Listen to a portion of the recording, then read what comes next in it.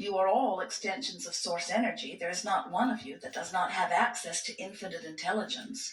You all have the ability to translate non-physical information. You all have something even better than what you are witnessing in Esther's ability to decipher energy and turn it into words. You have solar plexes that give you emotional responses. Sometimes people say, oh, Esther, you are so lucky because you can have a chat with Abraham anytime you want about anything. And we say, they can. And it is interesting how infrequently they actually have a chat with us because they are really enjoying the utilization of their own guidance system. As Esther is driving the monster bus down the road with the Yukon in tow, all of that weight and all of that power and that great rate of speed flying down the freeway, and we are aware that there's something out there in the road that is different than what she is wanting to experience. She is not wanting to run over it. If we had to take the time for her, Esther, it's good time for you to go in meditation and quiet your mind and stop chattering with Jerry and listen to us and get her attention as we are tugging on her shoulder or on her ear. And now she's tuning in. Oh, yes, Abraham, what is it that you want to say? Oh, and by the way, it's a very nice day, isn't it? And you noticed what a beautiful day it is. By then she's run over whatever it is that's in the road that we are trying to guide her around.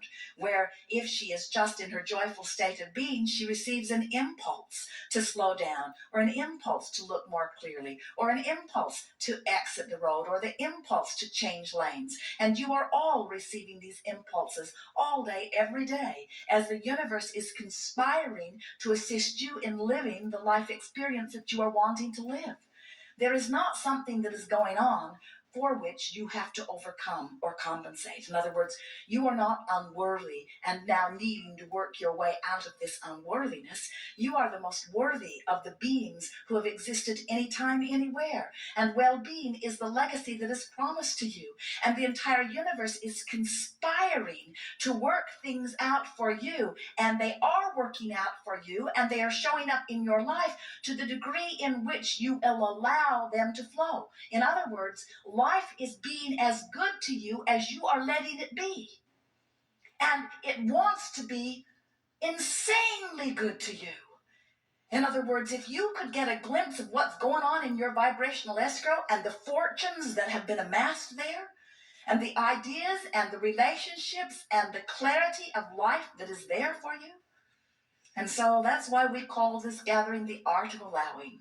And it could as easily be called the art of getting off my own back, or the art of giving up my own self-imposed limitations, or it could be called the art of letting go, or the art of lightening up, the art of chilling out, the art of not making a big hairy deal out of everything. In other words, it is the art of just relaxing and acknowledging that life is supposed to be good and is being good. And oh, look, there's evidence of it for me. And look, there's evidence of it for me. And oh, look, there's evidence of it for me. You are in competition for no resources whatsoever. You are as worthy as it gets. There is not one who is more deserving of well-being than you. And it's time for you to admit that on your own terms and practice what it would feel like. How would life be different if I really knew that I am worthy? How would life be different if I really knew that everything was supposed to go my way? Let those questions sort of move around in your mind a little bit, and let life be for you what you have carved it out to be.